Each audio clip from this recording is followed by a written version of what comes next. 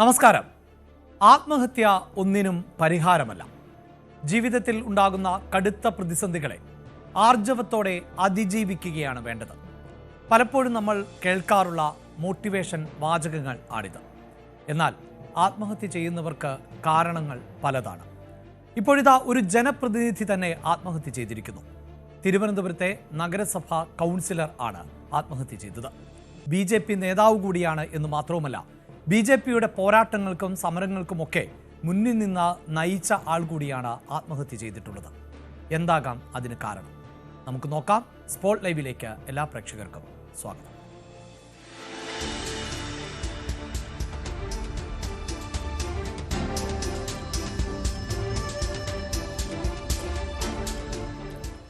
തിരുവനന്തപുരത്ത് BJP councillor തൂങ്ങി മരിച്ചു. Thirumala councillor K. അനിൽകുമാറാണ് ഓഫീസിനുള്ളിൽ തൂങ്ങി മരിച്ചത്. BJPക്കെതിരെ അനിലിന്റെ ആത്മഹത്യാക്കുറിപ്പിൽ പരാമർശമുണ്ട് എന്നാണ് വിവരം. അനിൽ നേതൃത്വം നൽകുന്ന സഹകരണ ബാങ്ക് സാമ്പത്തികമായി തകർന്നിരുന്നു. വാർത്ത റിപ്പോർട്ട് ചെയ്യാൻ എത്തിയ മാധ്യമപ്രവർത്തകരെ BJP പ്രവർത്തകർ കയ്യേറ്റം ചെയ്യുകയും ചെയ്തു. ന്യൂസ് 18 കേരളത്തിന്റെ ക്യാമറയും ട്രൈപോഡും തകർത്തു.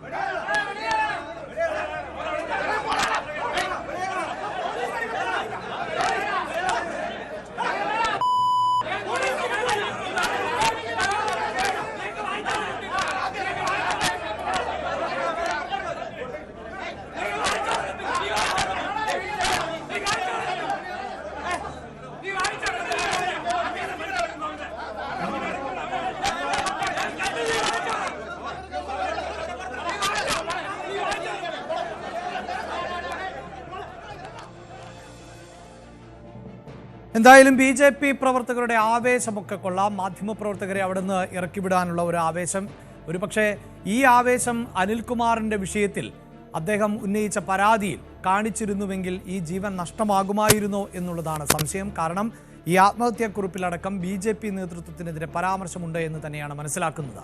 സഹകരണ സംഘങ്ങളുമായി ബന്ധപ്പെട്ട ചില പ്രശ്നങ്ങൾ ഉണ്ടായിരുന്നുവെന്നും പാർട്ടി അവസാന നിമിഷം വരെയും കൂടെ ഉണ്ടായിരുന്നുവെന്നുമാണ് BJP നേതാക്കൾ പറയുന്നത്. തിരുമല വാർഡിൻ്റെ ജനപ്രിയ കൗൺസിലർ കൂടിയായിട്ടുള്ള തിരുമല അനിയുടെ അപ്രതീക്ഷിതമായിട്ടുള്ള മരണം ഞങ്ങളെ സംബന്ധിച്ചിടത്തോളം, BJPയെ സംബന്ധിച്ചിടത്തോളം മാത്രമല്ല, തിരുമലയിലെ ജനങ്ങളെ സംബന്ധിച്ചിടത്തോളം വളരെ നിർഭാഗ്യകരമായിട്ടുള്ള, നിരാശാജനകമായിട്ടുള്ള, ദുഃഖകരമായിട്ടുള്ള ഒരു സംഭവമായിട്ടാണ് കാണുന്നത്. തിരുമല അനി രാഷ്ട്രീയ സ്വയംസേവക സംഘത്തിലൂടെ വളർന്ന് ഭാരതീയ ജനതാ പാർട്ടിയുടെ വാർഡ് പ്രസിഡന്റ്, മണ്ഡലം പ്രസിഡന്റ്, ജില്ലാ വൈസ് പ്രസിഡന്റ്, ജില്ലാ ജനറൽ സെക്രട്ടറി എന്ന നിലയിലും അതോടൊപ്പം തിരുമല വാർഡിലും തൃക്കണ്ണാപുരം വാർഡിലും 2015-ലും 2020-ലും 2 തെരഞ്ഞെടുപ്പുകളിൽ വലിയ ഭൂരിപക്ഷത്തോടെ ജയിച്ച തിരുമല അനിൽ ഈ നാട്ടുകാരെ സംബന്ധിച്ചിടത്തോളം, പാർട്ടിയെ സംബന്ധിച്ചിടത്തോളം വളരെ വിഷമകരമായിട്ടുള്ള ഒരു വേർപാടാണ് എന്ന് ഞാൻ ഇവിടെ സൂചിപ്പിക്കുകയാണ്. നിക്ഷേപകരുടെ പണം തിരികെ നൽകാൻ കഴിയാത്തതാണ് അനിൽകുമാർ ജീവനൊടുക്കാൻ കാരണമെന്നാണ് CPIM ജില്ലാ സെക്രട്ടറി V. ജോയ് ആരോപിച്ചത്. വാർത്തയുടെ വിശദാംശങ്ങളുമായി സാരംഗ് സുധാകരൻ ആണ് ചേരുന്നത്. സാരംഗ്, മാധ്യമപ്രവർത്തകരെ അടക്കം അവിടെ നിന്ന് നീക്കാൻ കയ്യേറ്റം ചെയ്യാനുള്ള ശ്രമമുണ്ടായി. നമുക്ക് അതിലേക്ക് വരാം. അതിനു മുമ്പ് ഈ BJP നേതാവിൻ്റെ പ്രതികരണത്തിൽ തന്നെ പറയുന്നുണ്ട്, ഈ വ്യക്തി വളരെ കൃത്യമായി RSSലൂടെ വളർന്നു വന്ന ആൾ ആണ്, BJPയുടെ സംഘടനാ ഭാരവാഹിത്വം വഹിച്ച ആൾ ആണ്, 2 തവണ തെരഞ്ഞെടുപ്പിൽ വലിയ ഭൂരിപക്ഷത്തോടു കൂടി വിജയിച്ച ആൾ ആണ് എന്ന്. അങ്ങനെ ഒരാൾ മരണപ്പെടുന്നു, ആത്മഹത്യ ചെയ്യുന്നു, അത് സ്വാഭാവികമായും അങ്ങേയറ്റം ഗൗരവത്തോടെ കാണേണ്ടതാണല്ലോ. അത്രമേൽ ഗൗരവമായൊരു വിഷയം ഈ മരണത്തിന് പിന്നിൽ ഉണ്ടാകുമല്ലോ. തീർച്ചയായും അത്രയും വളരെ ഗൗരവപരമായ ഒരു സംഭവം തന്നെയാണ് ഉണ്ടായത്. കാരണം ഇത്തരത്തിൽ അത് തിരുവനന്തപുരത്തെ BJPയുടെ ഒരു മുഖമായിരുന്നു അദ്ദേഹം. വളരെ സജീവമായി ചെറുതും വലുതുമായ എല്ലാ ജനകീയ വിഷയങ്ങളിലും കൃത്യമായി ഇടപെടുന്ന ഒരു വാർഡ് കൗൺസിലർ ആയിരുന്നു. നാട്ടുകാർക്കടക്കം ഈ ചെറിയ പ്രായം തൊട്ട് തന്നെ ഈ ഒരു രാഷ്ട്രീയ രംഗത്ത് വളരെയധികം സജീവമായ ഒരു വ്യക്തിയാണ്. ഇങ്ങനെ ഒരു വാർഡ് കൗൺസിലറായി നിൽക്കുക ഇങ്ങനെ ഒരു ഓഫീസിൽ തന്റെ ഔദ്യോഗിക കാര്യങ്ങൾ നടത്തുന്ന ഒരു ഓഫീസിനകത്ത് തൂങ്ങിമരിക്കുക എന്ന് പറയുന്നത് എത്രത്തോളം ഗുരുതരവും വേദനാജനകവുമായ ഒരു സംഭവമാണെന്ന് നമുക്ക് പറയാതിരിക്കാൻ കഴിയില്ല. മാത്രമല്ല ഈ ഒരു സഹകരണ സംഘവുമായി ബന്ധപ്പെട്ട ഇത്തരത്തിലൊരു വിവാദം വളരെ കുറച്ച് കാലങ്ങളായി ഇങ്ങനെ നിലനിൽക്കുന്നുണ്ട്. കാരണം ഈ ഒരു സാമ്പത്തിക ബാധ്യത ഇദ്ദേഹം നേതൃത്വം നൽകുന്ന ഒരു ഒരു സാമ്പത്തിക സ്ഥാപനമാണിത്. മാത്രമല്ല BJPയുടെ നേതൃത്വത്തിലാണെന്ന് നടക്കുന്നത്. പക്ഷേ അത് ഈ നേതൃത്വ നിരയിൽ ഇദ്ദേഹം ആയതുകൊണ്ട് തന്നെ ഇതിന്റെ ബാധ്യത മുഴുവൻ തന്റെ ചുമലിലാണ്. അത് വളരെയധികം ബുദ്ധിമുട്ടുണ്ടാക്കിയിരുന്നു അദ്ദേഹത്തിന്. അത് ഇത്തരത്തിലുള്ളൊരു കാരണമായിരുന്നു ഈ ഒരു മരണത്തിലേക്ക് പോയി എന്നാണ് തുടക്കം തൊട്ട് തന്നെ ആരോപണം ഉയർന്നത്. മാത്രമല്ല ഈ ഒരു ജനകീയ മുഖം തന്നെ വിശ്വസിച്ച് പണം ഏൽപ്പിച്ച പലരെയും അദ്ദേഹത്തിന് ഫേസ് ചെയ്യാനടക്കമുള്ള ബുദ്ധിമുട്ടുകൾ അദ്ദേഹത്തിന് ഉണ്ടായിരുന്നു. അത്തരത്തിലൊരു BJP നേതൃത്വത്തിന് ഈ ഒരു കാര്യത്തിൽ കൃത്യമായി ഇടപെടാൻ കഴിഞ്ഞില്ല. അതുമൂലമാണ് ഈ ഒരു മരണത്തിലേക്ക് തള്ളിയിട്ടു എന്നാണ് ഇത്തരത്തിലുള്ള ആരോപണങ്ങൾ ഉയർന്നത്. പക്ഷേ ഈ ഒരു ആത്മഹത്യാക്കുറിപ്പിലെ വിവരങ്ങൾ നമുക്ക് ലഭ്യമായിട്ടില്ല. മാത്രമല്ല ഈ ഒരു മാനസിക അസ്വാസ്ഥ്യം അദ്ദേഹത്തിന് ഇതുമായി ബന്ധപ്പെട്ടും അല്ലാതെയും മാനസിക ബുദ്ധിമുട്ടുകൾ ഉണ്ടായിരുന്നു എന്നും പറയുന്നുണ്ട്. അല്ലാതെ ഇത്തരത്തിൽ വളരെ എളുപ്പത്തിൽ ഒരു കൗൺസിലറുടെ ഒരു ഓഫീസിൽ ഇങ്ങനെ ഒരു കൃത്യം നടത്തുക എന്ന് പറയുന്നത് അത്ര എളുപ്പമല്ല. കാരണം ഓഫീസിൽ കയറി ആത്മഹത്യ, അതായത് ഇത്രയും കാലങ്ങളോളമായി പൊതുരംഗത്ത് പ്രവർത്തിച്ച ഒരു വ്യക്തിയാണ്. മാത്രമല്ല ജനങ്ങളുമായി ഇടപെടുന്ന ഒരു വ്യക്തിയാണ്. അതുകൊണ്ട് തന്നെ ഇത്രയും കടുത്ത തീരുമാനത്തിലേക്ക് പോകണമെങ്കിൽ അദ്ദേഹത്തിന് കൃത്യമായ കാരണങ്ങൾ ഉണ്ടാവാം. തുടക്കം തൊട്ട് തന്നെ ഉയർന്നു വന്ന ഒരു ആരോപണമായിരുന്നു ഈ സാമ്പത്തിക സംഘവുമായി ബന്ധപ്പെട്ട ആരോപണം. കാരണം അതിൽ ഇടത് സംഘടനകളടക്കം കൃത്യമായ ഒരു പരാമർശം ഉയർത്തിയില്ലെങ്കിലും അതുമായി ബന്ധപ്പെട്ട് പ്രശ്നങ്ങൾ നിലനിൽക്കുന്നുണ്ട്. അത് ഈ ഒരു BJP നേതൃത്വത്തിന്റെ അംഗങ്ങളായതുകൊണ്ട് തന്നെ കൃത്യമായ പരാതിയുമായി ആരും മുന്നോട്ട് വന്നിട്ടില്ല. അത് പുറത്തേക്ക് അധികം വരാത്തൊരു വിഷയമായതുകൊണ്ടാണ് ഇതിൽ അവർ ഇത്തരത്തിലൊരു പെട്ടെന്നുള്ള മരണം ജനങ്ങൾക്കിടയിൽ അടക്കം ഒരു പെട്ടെന്നൊരു ഞെട്ടലുണ്ടാക്കിയത്. ഈ ഒരു മാധ്യമ സംഘത്തിനടക്കം മർദ്ദനമേക്കാൻ കാരണം ഇത് ഉന്നയിച്ചുകൊണ്ടായിരുന്നു മാധ്യമങ്ങൾ റിപ്പോർട്ട് ചെയ്ത് ഒരു ആത്മഹത്യക്കുറിപ്പിൽ ഇങ്ങനെ ഒരു പരാമർശമുണ്ടെന്ന് പറഞ്ഞുകൊണ്ടായിരുന്നു ഈ ഒരു മാധ്യമങ്ങൾ ഈ വാർത്ത റിപ്പോർട്ട് ചെയ്തത് തന്നെ. പക്ഷേ ഇത് ഈ അണികൾക്കിടയിൽ ഒരു പ്രകോപനം ഉണ്ടായി. കാരണം ഇങ്ങനെ ഒരു ജനകീയ മുഖമുള്ള ഒരു നേതാവിനെ നഷ്ടപ്പെട്ട സമയത്തുണ്ടായ ഒരു വൈകാരിക പ്രകടനം എന്നതിലുപരി ഇത്തരത്തിൽ നേതൃത്വത്തിനെതിരെയുള്ള ഒരു ആയുധമായി ഇത് മാറുന്നു എന്ന ഈ അണികളുടെ ഒരു തിരിച്ചറിവിലായിരുന്നു സംഘം ചേർന്നുള്ള ആക്രമണം. തുടക്കം തൊട്ട് തന്നെ ഇവിടെ നിന്നുമുള്ള ഒരു ഭീഷണിയുടെ സ്വരം ഉണ്ടായിരുന്നു. ഇത്തരത്തിൽ അത് അടിസ്ഥാനരഹിതമാണ്, അത് വാർത്ത കൊടുക്കരുത് എന്നടക്കമുള്ള ഭീഷണിയുടെ സ്വരം, ഒറ്റപ്പെട്ട ഭീഷണികളുടെ സ്വരം ഉണ്ടായിരുന്നു. അത് പിന്നെ സംഘം ചേർന്നുള്ള അങ്ങനെയെങ്കിൽ സാരംഗ് തീർച്ചയായും അത് തെറ്റാണെങ്കിൽ ഇത് നമ്മൾ വാർത്തയായി നൽകുമ്പോൾ ഇപ്പോൾ പുറത്തു വരുന്ന വിവരങ്ങൾ അനുസരിച്ച്, അതായത് വലിയശാല ഫാൺ ടൂർ സൊസൈറ്റി ഈ ഓഫീസിൽ ആണല്ലോ അനിൽകുമാർ, ഇതുമായി ബന്ധപ്പെട്ട് ആണല്ലോ ഈ പണത്തിൻ്റെ ഇടപാടിലൊക്കെ ചില തർക്കങ്ങൾ ഉണ്ടായി എന്നും ഒക്കെ പറയുന്നത്. ഒപ്പം ഈ സൊസൈറ്റിയിൽ പ്രശ്നമുണ്ടായപ്പോൾ താൻ ഒറ്റപ്പെട്ടു, മറ്റാരും സഹായിച്ചില്ല, ഒറ്റ പൈസ പോലും താൻ എടുത്തിട്ടില്ല, എല്ലാ കുറ്റങ്ങളും തൻ്റെ നേർക്കായി എന്ന മട്ടിലൊക്കെയുള്ള പ്രതികരണങ്ങൾ ഈ ആത്മഹത്യക്കുറിപ്പിലുണ്ട് എന്നാണ് നമുക്ക് മനസ്സിലാക്കാൻ സാധിക്കുന്നത്. ഇതിൽ കൃത്യമായൊരു വിശദീകരണം നേതൃത്വം നൽകുന്നുണ്ടോ? അതായത് അവിടെ എന്താണ് ഇപ്പോൾ നമുക്കറിയാമല്ലോ, ഈ കരുവന്നൂർ ഉൾപ്പെടെ ഈ സൊസൈറ്റികളുടെ പണം നിക്ഷേപിച്ചവർ പലരും പണത്തിന് വേണ്ടി തിരികെ യാചിക്കുന്ന സാഹചര്യമാണ് ഉണ്ടാകുന്നത്. അങ്ങനെ ഏതെങ്കിലും തരത്തിൽ ഈ ഭരണസമിതികൾ കോൺഗ്രസിൻ്റേതുണ്ട്, CPM-ൻ്റേതുണ്ട്, BJP-യുടേതുണ്ടോ, എല്ലാം ഉണ്ട്. അപ്പോൾ ഇവിടെ ഒരു പിഴവ് സംഭവിച്ചിട്ടില്ല എങ്കിൽ അതിൽ കൃത്യമായൊരു മറുപടി നേതൃത്വത്തിൻ്റെ ഭാഗത്ത് നിന്നുണ്ടാകുന്നുണ്ടോ? വളരെ കൃത്യമായൊരു മറുപടി നൽകാൻ കഴിഞ്ഞില്ലെങ്കിലും ഇത്തരത്തിൽ ഈ സ്ഥാപനത്തിനെയും ഒപ്പം തന്നെ ഈ ഒരു വാർഡ് കൗൺസിലറെയും തള്ളിപ്പറയാത്ത രീതിയിലായിരുന്നു ഈ കരമന ജയന്റെ അടക്കം പ്രതികരണം. അതായത് ഈ ഒരു സാമ്പത്തികമായി ഈ സഹകരണ സ്ഥാപനങ്ങളുമായി ബന്ധപ്പെട്ട് കേരളത്തിലുടനീളം ഇങ്ങനെ പ്രശ്നങ്ങളുണ്ട്, അങ്ങനെ അത്തരത്തിലുള്ളൊരു ചെറിയ പ്രശ്നങ്ങൾ ഇവിടെ ഉണ്ടെന്നും അതുകൊണ്ട് തന്നെ അതിൽ പാർട്ടി കൃത്യമായി ഇടപെട്ടു. കാരണമല്ല, 2 ദിവസം മുൻപ് തന്നെ ഇതിൽ പല ഇങ്ങനെ ലോൺ അടക്കം തിരിച്ചടക്കാത്ത പല കുടുംബങ്ങളിലും പാർട്ടി അടക്കം നേരിട്ട് പോയി അതിലൊരു തീരുമാനം ഉണ്ടാക്കി എന്നൊക്കെയുള്ള വിശദീകരണങ്ങളുണ്ട്. പക്ഷേ അത് എത്രത്തോളം ഇത്തരത്തിലുള്ള ഒരു സാമ്പത്തിക ബാധ്യത എത്രത്തോളം അത് വലുതായാണ് എന്നതൊന്നും അവർ വ്യക്തമാക്കുന്നില്ല. കാരണം ഈ ഒരു അതായത് ഈ നമുക്ക് ലഭിക്കുന്ന ഇൻപുട്ടുകൾ അനുസരിച്ച് ഏതാണ്ട് 6 കോടി രൂപയിലധികം സൊസൈറ്റി വായ്പ നൽകിയിട്ടുണ്ട്. അതിനിടെ പലരും നിക്ഷേപ തുക തിരിച്ച് ആവശ്യപ്പെട്ടെത്തിയപ്പോൾ അത് നൽകാൻ സാധിക്കാതെ പോകുന്നുണ്ട്. അങ്ങനെയുള്ള പണം തിരികെ നൽകാൻ സാധിച്ചില്ല. ഇതേ തുടർന്ന് ചില പരാതികൾ വരികയും പോലീസ് അനിൽകുമാറിനെ വിളിപ്പിച്ചിരുന്നു എന്നൊക്കെയുള്ള റിപ്പോർട്ടുകളുണ്ട്. ഇതൊന്നും നേതൃത്വം സ്ഥിരീകരിക്കുന്നില്ല എന്നാണോ സാരൻ? തീർച്ചയായും അത്തരത്തിൽ ഈ ഒരു തുടക്കം തൊട്ട് തന്നെ നേതാക്കൾ പ്രതികരിക്കാൻ തയ്യാറായിരുന്നില്ല. കാരണം നമുക്കറിയാം, നമ്മൾ അവിടെ ഉടനടി തന്നെ എത്തുകയും ഈ ഒരു വാർത്ത റിപ്പോർട്ട് ചെയ്ത സമയത്ത് പലരും ഈ സെന്ററിൽ നിന്നും മാറിയിട്ടുണ്ടായിരുന്നില്ല. പിന്നീടാണ് ഈ ഒരു ഇത്തരത്തിൽ ഇങ്ങനെ തീർത്തും ഈ കാര്യങ്ങൾ നിഷേധിച്ചുകൊണ്ടുള്ള ഒരു പ്രതികരണം. അതായത് മാധ്യമ പ്രവർത്തകർക്ക് നേരെ ഉണ്ടായ ആക്രമണത്തിൽ ഇത്തരത്തിൽ പ്രതികരിച്ചുകൊണ്ടിരുന്ന കരമന ജയന്റെ ഭാഗത്തു നിന്നാണ് ഇങ്ങനെ പ്രതികരണം ഉണ്ടായത്. അതായത് ഈ ഒരു സാമ്പത്തികമായ പ്രതിസന്ധി ചെറിയ രീതിയിൽ ഉണ്ടെങ്കിലും അത് പരാതിയായി ഉയർന്നിരുന്നില്ല. അത് പരിഹരിക്കാനുള്ള എല്ലാ നടപടികളും പാർട്ടിയുടെ ഭാഗത്തു നിന്ന് ഉണ്ടായിട്ടുണ്ട് എന്നാണ് ഈ നേതാക്കളടക്കം പറയുന്നത്. അതായത് ഈ ഒരു വാർഡ് കൗൺസിലറെ ഒറ്റപ്പെടുന്ന തരത്തിലുള്ള ഒരു നടപടി പാർട്ടി എടുത്തിട്ടില്ല, അദ്ദേഹത്തിന് സംരക്ഷിച്ചിരുന്നു, കൃത്യമായി ഇതിൽ ഇടപെടൽ നടത്തിയിരുന്നു എന്ന് പറയുമ്പോഴും അദ്ദേഹത്തിന്റെ മരണത്തിലേക്ക് നയിച്ച കാരണം ഇതാണെന്നുള്ള സൂചന ശക്തമാണ്. കാരണം ഇത്തരത്തിലുള്ള മറ്റ് വ്യക്തിപരമായ കാരണങ്ങൾ ഒന്നും തന്നെയില്ല. ഇദ്ദേഹം വർഷങ്ങളായി പൊതുരംഗത്ത് പ്രവർത്തിക്കുന്ന ഒരു വ്യക്തിയാണ്. ഈ ഒരു സാമ്പത്തിക രംഗം, ഈ ഒരു സ്ഥാപനവുമായി ബന്ധപ്പെട്ട് നടക്കുന്ന പ്രശ്നങ്ങൾ മാത്രമാണ് അദ്ദേഹത്തിന്റെ ജീവിതത്തിലുള്ളത്. അതുകൊണ്ട് തന്നെ ഈ ഒരു പ്രശ്നം തന്നെയാണ് മരണത്തിലേക്ക് നയിക്കാനുള്ള ഒരു പ്രധാന കാരണമായി ഉന്നയിക്കുന്നത്. പക്ഷേ അതിൽ ആത്മഹത്യക്കുറിപ്പുമായി ബന്ധപ്പെട്ട വ്യക്തത പോലീസ് വരുത്തിയിട്ടില്ല. ഇതിൽ പോലീസിന്റെ ഭാഗത്തുനിന്ന് ഒരു പ്രതികരണം ലഭിച്ചിട്ടില്ല. പക്ഷേ ഇതായിരിക്കാം എന്നുള്ള ഒരു സൂചനയുടെ അടിസ്ഥാനത്തിലുള്ള ചോദ്യങ്ങൾക്ക് കൃത്യമായ മറുപടി നൽകാനും നേതൃത്വത്തിന് കഴിഞ്ഞിട്ടില്ല. ഒരു മൗനം പാലിച്ചുകൊണ്ടുള്ള ഒരു രീതിയിലായിരുന്നു തുടക്കം തൊട്ട് തന്നെ നേതാക്കന്മാർ ഇതിനോട് പ്രതികരിച്ചത്. പിന്നീട് മാധ്യമപ്രവർത്തകർക്ക് നേരെ അതിക്രമം ഉണ്ടായപ്പോഴാണ് ഇതിൽ ഒരു മറുപടി നൽകാനടക്കം നേതാക്കൾ തയ്യാറായത്. ഇതിൽ സംഗതിയുണ്ട്. അതായത് പാർട്ടിയെ ചോദ്യമുനയിൽ നിർത്തിക്കൊണ്ടുള്ള മാധ്യമപ്രവർത്തകരുടെ പല ചോദ്യങ്ങളും പിന്നെ വാർത്തകളും അടക്കം ഇവരെ പ്രകോപിതരാക്കി എന്നാണ് മനസ്സിലാക്കിയത്. അങ്ങനെ സംഘം ചേർന്ന് ഇങ്ങനെ ഒരു പരാക്രമം കാണിക്കുകയായിരുന്നു. നിരവധി കേടുപാടുകൾ സംഭവിച്ചിട്ടുണ്ട്. ഇത്തരത്തിലൊരു വലിയ മാധ്യമ ശ്രദ്ധ ഇതിനെ ആകർഷിക്കുന്നു എന്ന മനസ്സിലാക്കിയതിനു ശേഷമാണ് ഇങ്ങനെ ഒരു അതിക്രമം നടത്തിയത്.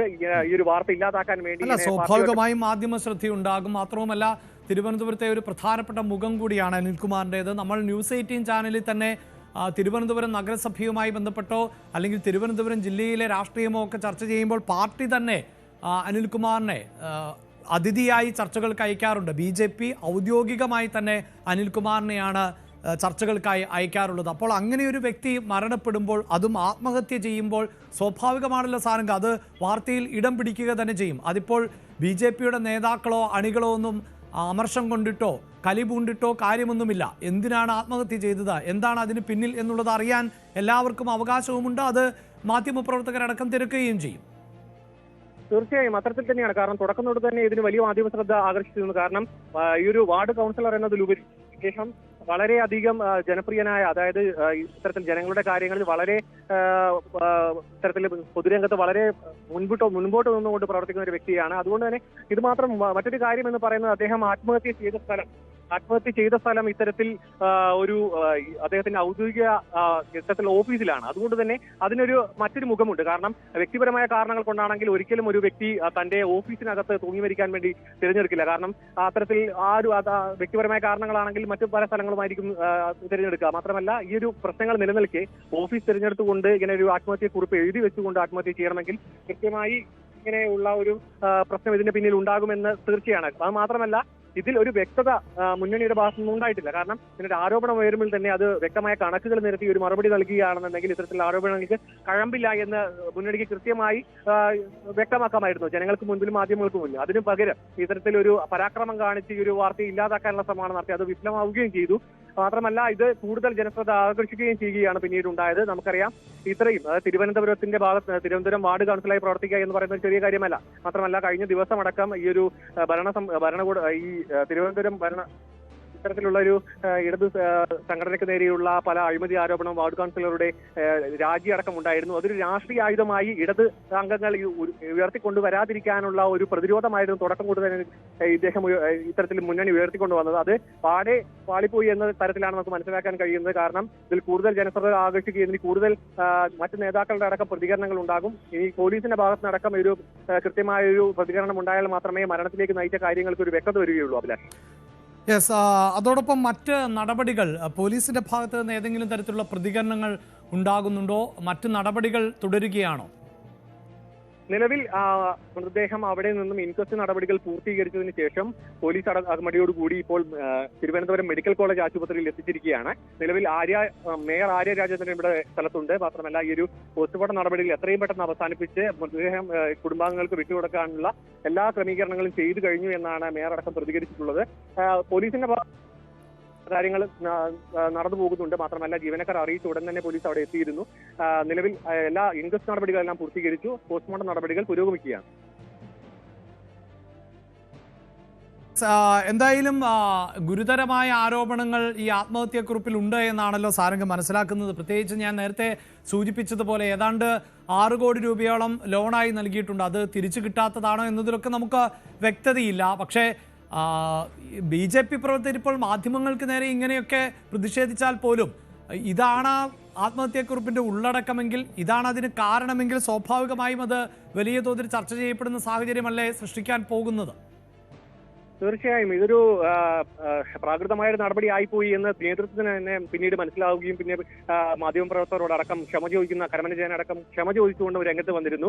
മാത്രമല്ല ഇത് കൃത്യമായ ഒരു മുന്നൊരുക്കത്തോടു കൂടി നടത്തിയ ഒരു അതിക്രമമാണ്. കാരണം തുടക്കം തൊട്ട് തന്നെ പല രീതിയിൽ മാധ്യമപ്രവർത്തകർക്ക് നേരെ ഭീഷണി ഉണ്ടായിരുന്നു. ഇതിനെ വാർത്ത കൊടുക്കരുത്, അടിസ്ഥാനരഹിതമാണെന്നൊക്കെ പറയുന്നുണ്ടെങ്കിലും പക്ഷേ അതിൽ ഒരു സ്ഥിരീകരണം മുന്നണിയുടെ ഭാഗത്തുനിന്ന് ഒരു പ്രതികരണം ലഭിക്കാത്തത് കൊണ്ട് തന്നെ ഇത്തരത്തിലൊരു സാഹചര്യം ഉണ്ട് എന്നുള്ള രീതിയിലാണ് നമ്മൾ വാർത്ത കൊടുത്തത് അടക്കം. കാരണം വ്യക്തിപരമായ കാരണങ്ങളടക്കം ഇതിലുണ്ട് എന്ന രീതിയിൽ തന്നെയാണ് വാർത്തകൾ മുന്നോട്ട് പോയത്. പക്ഷേ BJPക്ക് നേരെ ഇത്തരത്തിലൊരു ആരോപണം ഉയരുമ്പോൾ അതിൽ വൈകാരികമായി പ്രതികരിക്കുന്നതിലുപരി അതിനെ സംഘം ചേർന്ന് മാധ്യമപ്രവർത്തകരെ ആക്രമിക്കുക, വാർത്തയെ ഇല്ലാതാക്കുക, അങ്ങനെ ഒരു ഭീഷണിയുടെ സ്വരത്തിൽ ഇതൊരു പരാക്രമം നടത്തി ഇത് വാർത്തയെ ഇല്ലാതാക്കാമെന്നുള്ളൊരു ശ്രമമായിരുന്നു അവർ നടത്തിയത്.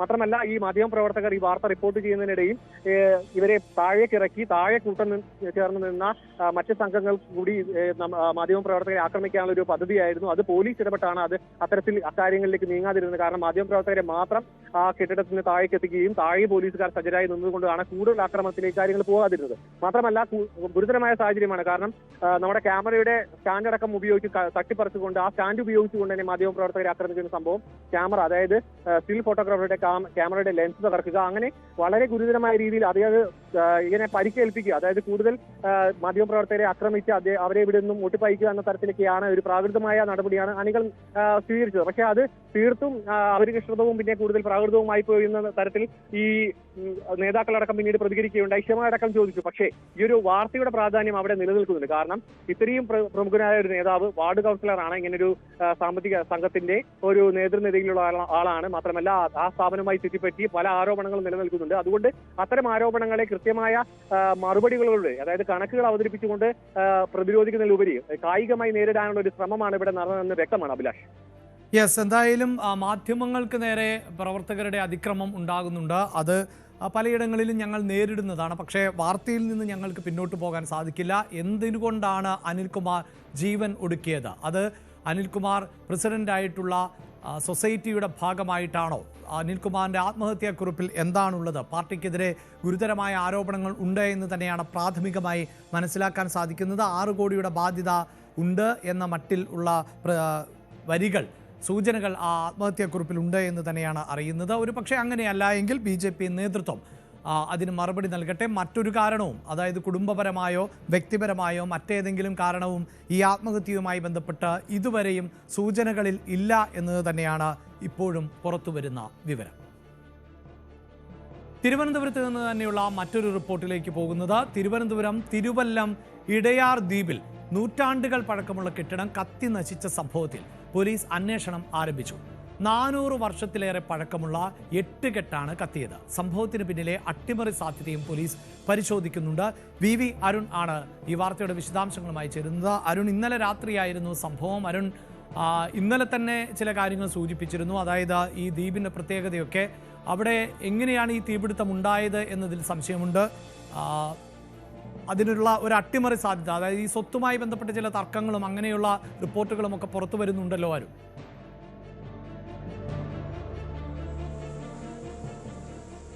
അഭിലാഷ്, നാരകത്തറ കുടുംബത്തിന്റെ ഉടമസ്ഥതയിലുള്ള ഒരു ക്ഷേത്രമാണ്. ക്ഷേത്രത്തോട് ചേർന്ന് തന്നെയാണ് ഈ 8 കെട്ട്, പഴയ 8 കെട്ട്, 400 വർഷത്തിലേറെ പഴക്കമുള്ള ഒരു കെട്ടിടമാണിത്. അവിടെ ഈ ക്ഷേത്രത്തോട് ചേർന്നുള്ള ആ കെട്ടിടത്തിലാണ് ഇന്നലെ രാത്രി ഏതാണ്ട് 7:30-ക്ക് ശേഷമാണ് തീ പിടിച്ചത്. ആദ്യം നാട്ടുകാർ കരുതിയത് ചപ്പുചോറിൽ കൂട്ടിയിട്ട് തീ കത്തിക്കാറുണ്ട്, അങ്ങനെ തീ പടർന്നതെന്നാണ് കരുതിയത്. പക്ഷെ പിന്നീട് അത് വലിയ രീതിയിൽ തീ കത്താൻ തുടങ്ങി. അങ്ങനെയാണത് ആ കെട്ടിടം ഒന്നാകെ കത്തിപ്പോകുന്നു. അത് ഏതാനും വർഷങ്ങൾക്ക് മുമ്പ് വരെ ഓലമേഞ്ഞ ഒരു 8 കെട്ടായിരുന്നു. പിന്നീട് അത് തകര ഷീറ്റ് ഇട്ടാണ് അതിൻ്റെ മേൽക്കൂര ഉണ്ടായത്. പക്ഷെ ആ മേൽക്കൂര ഒഴികെയുള്ള മുഴുവൻ ഭാഗങ്ങളും തടിയിൽ തീർത്തതാണ്. അതിനടുത്തുള്ള ഒരു ക്ഷേത്രം തന്നെ കാണുമ്പോൾ തന്നെ നമുക്ക് വ്യക്തമാകും അത് പൂർണ്ണമായും തടിയിലുണ്ടായിരുന്ന ഒരു കെട്ടിടം. 400 വർഷത്തിലേറെയെങ്കിലും പഴക്കമുണ്ട്. കൃത്യമായ കണക്കല്ല. ഇത് ആർക്കിയോളജി വകുപ്പിൻ്റെ ദേശീയ ആർക്കിയോളജി വകുപ്പ് ഉദ്യോഗസ്ഥരൊക്കെ ഒരു ഘട്ടത്തിൽ വന്ന് ഏറ്റെടുക്കാനുള്ള താല്പര്യമൊക്കെ അറിയിച്ചു. പക്ഷേ കുടുംബാംഗങ്ങൾക്ക് വിട്ടുകൊടുക്കാൻ താല്പര്യമില്ലായിരുന്നു. അങ്ങനെ അവർ സംരക്ഷിച്ചു പോകുന്ന ഒരു വീടാണ്. വല്ലപ്പോഴും മാത്രമേ ഇവിടെ താമസക്കാർ വരികയുള്ളൂ.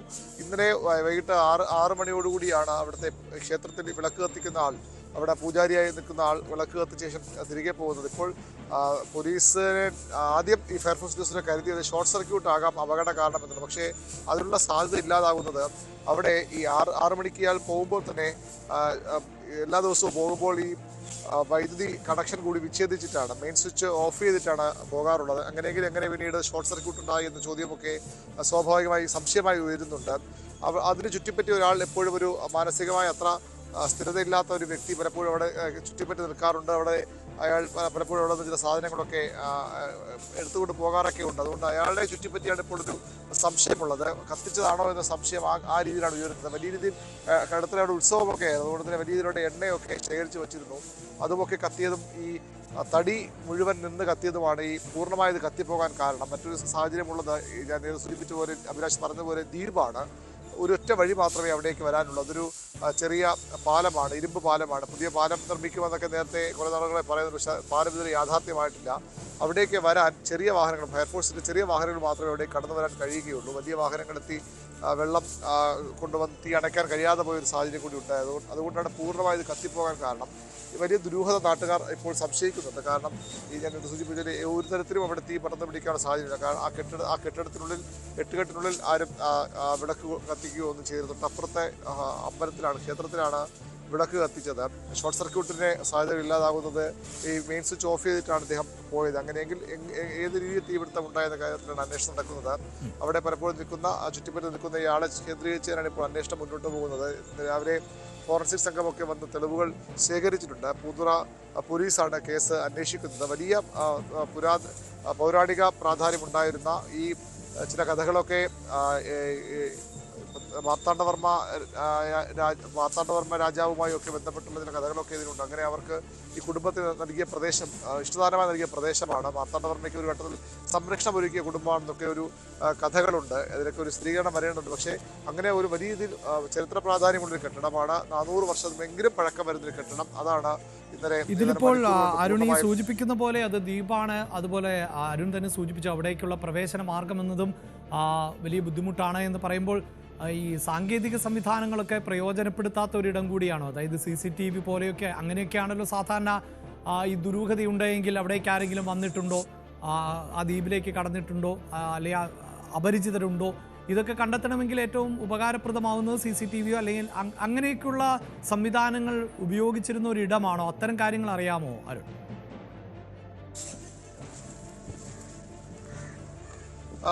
അഭിലാഷ്, ദ്വീപ് എന്ന് പറയുമ്പോഴും റെസിഡൻഷ്യൽ ഏരിയയാണ്. നിരവധി വീടുകളുള്ള ഒരു പ്രദേശമാണ്. തിരുവനന്തപുരം നഗരസഭയുടെ കീഴിൽ വരുന്ന ഒരു വാർഡിൽ ഉൾപ്പെടുന്ന പ്രദേശം കൂടിയാണത്. അങ്ങനെ മറ്റ് സൗകര്യങ്ങളൊക്കെ അവിടെ ഉണ്ട്. ഈ ദ്വീപിലേക്ക് വരാനുള്ള വഴി ഒറ്റ ഇരുമ്പ് പാലം എന്നൊഴിച്ചാൽ ബാക്കി സംവിധാനങ്ങളൊക്കെയുള്ള സ്ഥലം തന്നെയാണ്. ഈ ക്ഷേത്രത്തിൻ്റെ ഭാഗത്തേക്ക് ഒരു കുടുംബക്ഷേത്രമായതുകൊണ്ട് തന്നെ അവിടെ CCTV ഒന്നുമില്ല. വലിയൊരു വിശാലമായ പറമ്പ്, അതിൻ്റെ പിൻവശത്തായിട്ട് ഈ വീടും അതുപോലെ തന്നെ ക്ഷേത്രമൊക്കെ വരും. ആ ഭാഗത്ത് CCTV വെച്ചിട്ടില്ല. അവിടെ സുരക്ഷാ ഉദ്യോഗസ്ഥയൊന്നും നിയമിച്ചിട്ടുമില്ല. പക്ഷേ അവിടെ ഈ രീതിയിൽ പുറത്തുനിന്ന് ആരെങ്കിലും വന്നാൽ സ്വാഭാവികം അറിയാനുള്ള വഴികളൊക്കെ അവിടെ ഉണ്ടാകും. കാരണം മറ്റു വീടുകളൊക്കെ വലിയ കെട്ടിടങ്ങളൊക്കെ ഉള്ള സ്ഥലം തന്നെയാണ്. ആ രീതിയിലൊക്കെ പോലീസ് അന്വേഷണം മുന്നോട്ട് പോകുന്നു. ആ ഒരു പ്രാഥമിക സംശയം വന്നത് എപ്പോഴും അവിടെ ചുറ്റിപ്പറ്റി നിൽക്കുന്ന അത്ര മാനസികമായി അത്ര സ്ഥിരതയില്ലാത്ത ഒരു യുവാവിനെ ചുറ്റിപ്പറ്റിയാണ്. അയാൾ നേരത്തെ അവിടെ നിന്ന് ഈ സാധനങ്ങളൊക്കെ ഉരുളിയും മറ്റുമൊക്കെ അവിടെ നിന്ന് എടുത്തുകൊണ്ട് പോയി തരത്തിലുള്ള വിവരങ്ങളൊക്കെ ഉണ്ട്. പോലീസ് അത് കേസൊന്നുമായിട്ടില്ല. കാരണം അയാളുടെ മാനസിക സ്ഥിരതയില്ലാത്ത ആളായതുകൊണ്ട് ഇതിനൊക്കെ പോലീസ് നടപടിയായിട്ടൊന്നും കുടുംബാംഗങ്ങൾ പോയിരുന്നില്ല. പക്ഷെ അത്ര സംശയങ്ങളാണ് ഇപ്പോൾ ഉള്ളത്. ആ രീതിയിൽ അന്വേഷണം മുന്നോട്ട് പോകുന്നതിന് അപ്പുറത്തേക്ക് ഏതെങ്കിലും സ്വത്ത് തർക്കമൊക്കെ ഉണ്ടോ എന്ന കാര്യമൊക്കെ പോലീസ് ഈ ഘട്ടത്തിൽ അത്തരം സംശയങ്ങളിലേക്ക് പോകുന്നില്ല. നമ്മൾ ബന്ധുക്കളുമായി സംസാരിക്കുമ്പോഴും ഈ നമ്മോട് സംസാരിച്ച ആളുടെ അച്ഛൻ്റെ സഹോദരി, അവർക്കാണ് ഈ സ്വത്തുള്ളത്, അവരുടെ കുടുംബാംഗങ്ങൾക്കാണുള്ളത്. അവിടെ വേറൊരു സ്വത്ത് തർക്കമുണ്ട് എന്ന തരത്തിലൊന്നും അവർ ഒരു തരത്തിലും വിവരങ്ങൾ നൽകുന്നില്ല. ഏതായാലും സംശയങ്ങൾ പലതും പോലീസിനുണ്ട്. അത്തരം കാര്യങ്ങളിലേക്കാണ് അന്വേഷണം പോകുന്നത്. ഈ ഫോറൻസിക് സംഘത്തിന്റെ അന്വേഷണം വളരെ പ്രധാനപ്പെട്ടതാണ്. അവിടെ ആരൊക്കെ ഉണ്ടായിരുന്നു? ഈ പറഞ്ഞ പൂജാരിയായി അവിടെ വരുന്ന ഇവരുടെ കുടുംബക്കാർ തന്നെയാണ്. അദ്ദേഹം അല്ലാതെ മറ്റാരെങ്കിലും ആ സമയത്തോടെ വന്നിരുന്നോ, അല്ലെങ്കിൽ പുറത്താരെങ്കിലും അവിടേക്ക് എത്തി മനഃപൂർവ്വം എന്താണ് എത്തിയിരുന്നെങ്കിൽ ലക്ഷ്യം എന്തെങ്കിലും ഉണ്ടാകണം, അതിനുണ്ടോ? ഈ ഒന്നുകിൽ സ്വത്ത് അല്ലെങ്കിൽ ഇതുപോലെ മാനസികതയില്ലാത്ത ആരുടെയെങ്കിലും ഒരു അക്രമമായി മാറാം. ആ രീതിയിലൊക്കെ അന്വേഷണം പുരോഗമിക്കുന്നു. ഈ തെളിവുകൾ വളരെ പ്രധാനപ്പെട്ടതാണ്. ഫോറൻസിക് സംഘത്തിന്റെ പരിശോധന ഫലം വളരെ നിർണായകവുമാണ്. അഭിലാഷ്, എന്തായാലും അരുൺ സൂചിപ്പിക്കുന്നത് പോലെ 400 വർഷത്തിലേറെ പഴക്കമുള്ള ഒരു തറവാട് എന്ന് തന്നെ പറയാം. തിരുവല്ലം ഇടയാറിലാണ് നാരകത്തറ ദേവീക്ഷേത്രത്തോട് ചേർന്നുള്ള നാരകത്തറ തറവാടിന് തീപിടിച്ചത്. ഇന്നലെ രാത്രി ന്യൂസ് 18 തന്നെ ആ വാർത്ത പ്രേക്ഷകരിലേക്ക് വളരെ വേഗം എത്തിച്ചിരുന്നു. നാട്ടുകാർ തന്നെയായിരുന്നു ആദ്യം തീ അണയ്ക്കാനുള്ള ശ്രമമൊക്കെ നടത്തിയത്. അടുത്ത വീടുകളിൽ നിന്ന് വെള്ളമൊക്കെ എത്തിച്ച് തീ അണയ്ക്കാൻ ശ്രമിച്ചുവെങ്കിലും അത് ഫലപ്രദമായില്ല. എല്ലാ ഭാഗത്തും തന്നെ തീ അപ്പോഴേക്കും ആളിപ്പടർന്നിരുന്നു എന്നുള്ളതാണ്. മാത്രമല്ല ഇതിൻ്റെ നിർമ്മിതി, ഇതിൽ പ്രധാനമായും തടി തന്നെയാണ് ഉപയോഗിച്ചിട്ടുള്ളത് എന്നതും തീ ആളിക്കത്തുന്നതിന് കാരണമാവുകയും ചെയ്തു. നേരത്തെ ഇത് ഓലമേഞ്ഞ കെട്ടിടമായിരുന്നു. അതിനുശേഷമാണ് പിന്നീട് അതിൽ പുതുക്കി പണിയുകയും ഒക്കെ ചെയ്തത്. അപ്പോഴും ഈ തടി അവിടെ നിലനിർത്തിക്കൊണ്ട് തന്നെയാണ് ജോലികൾ പൂർത്തിയാക്കിയത്. തിരുവല്ലം പരശുരാമ ക്ഷേത്രത്തിലെ ഉത്സവത്തിന് കൊടിക്കൂറ കൊണ്ടുപോകുന്ന ക്ഷേത്രമാണിത് എന്നുകൂടിയാണ് അറിയുന്നത്. അതിങ്ങനെ തലമുറകളായി ഇത് മാറി മാറി ഓരോരുത്തർ സംരക്ഷിച്ചു വന്ന വീടാണ്. പക്ഷേ കഴിഞ്ഞ കുറച്ച് കാലമായി ക്ഷേത്രത്തിൻ്റെ കലവറ എന്ന നിലയിലാണ് ഈ വീട് ഉപയോഗിച്ചിരുന്നത് എന്നുമാണ് മനസ്സിലാക്കാൻ സാധിക്കുന്നത്. വിശദാംശങ്ങളാണ് വി അരുൺ നൽകിയത്. നിലമ്പൂർ വഴിക്കടവ് നാരോക്കാവിൽ മദ്യലഹരിയിൽ ജ്യേഷ്ഠൻ അനുജനെ കുത്തിക്കൊന്നു. നാരേക്കാവ് നായ്ക്കൻ കുളിയിൽ മോളുകാലായിൽ ബാബു എന്ന വർഗീസിനെയാണ് ജ്യേഷ്ഠൻ രാജു എന്ന മത്തായി കുത്തിക്കൊന്നത്. ഇന്നലെ രാത്രി 9:45 ഈ സംഭവം. മദ്യലഹരിയിൽ ആയിരുന്ന രാജു ബാബുവിൻ്റെ വീട്ടിൽ എത്തി തർക്കത്തിനിടയിൽ നെഞ്ചിൽ കത്തികൊണ്ട് കുത്തുകയായിരുന്നു എന്നാണ് റിപ്പോർട്ട്. ബാബുവിനെ ആശുപത്രിയിൽ എത്തിച്ചുവെങ്കിലും ജീവൻ രക്ഷിക്കാനായില്ല. CV അനുമോദുണ്ട് വാർത്തയുടെ വിശദാംശങ്ങളുമായി. അനുമോദ്, ഈ രാജു മദ്യപിച്ചാണ് എത്തിയത് എന്ന് പറയുമ്പോൾ പോലും എന്താണ് ഈ കൊലയിലേക്ക് കലാശിക്കുന്ന തരത്തിൽ ഇവർക്കിടയിൽ എന്ത് തർക്കമായിരുന്നു ഉണ്ടായിരുന്നത്? നേരത്തെ ഉള്ള തർക്കം തന്നെയാണോ അതെയോ അപ്രതീക്ഷിതമായി ഉണ്ടായ ഒരു തർക്കമാണോ?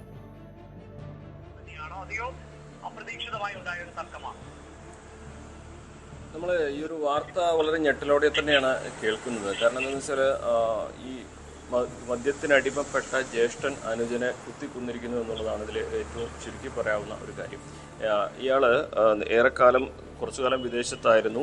അതിനുശേഷം നാട്ടിലെത്തി. പക്ഷേ ഇയാൾ മദ്യത്തിന് അടിമയായതുകൊണ്ട് തന്നെ വലിയ തോതിൽ പ്രശ്നങ്ങൾ കുടുംബത്തിലുണ്ടായിരുന്നു. ഇയാളുടെ ഭാര്യ കൂടെ ഉണ്ടായിരുന്നില്ല. മക്കളെയൊക്കെ നോക്കിയിരുന്നത് ഇപ്പോൾ ഇയാൾ കൊന്ന അനിയനാണ് എന്നുള്ളതാണ് ഏറ്റവും വലിയ ഒരു സങ്കടം.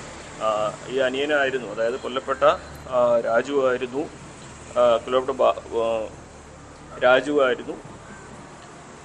കൊല്ലപ്പെട്ട ബാബുവായിരുന്നു ഈ കുടുംബം മുഴുവൻ നോക്കിയിരുന്നതും ഇവരെ മക്കളെ പഠിപ്പിക്കുന്നതും അവരെ ഒരു സുരക്ഷിതമായ രീതിയിൽ എത്തിക്കുന്നതൊക്കെ അനിയനായിരുന്നു.